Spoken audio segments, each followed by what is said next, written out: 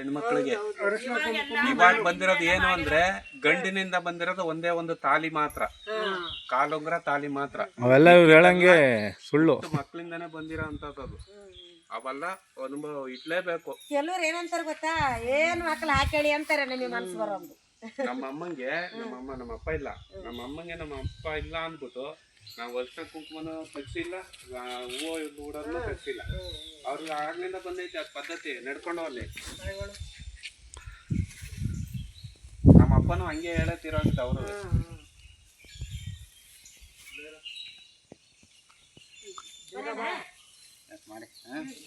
ಅಷ್ಟು ಇದು ಮಾಡಿ ಒಂದು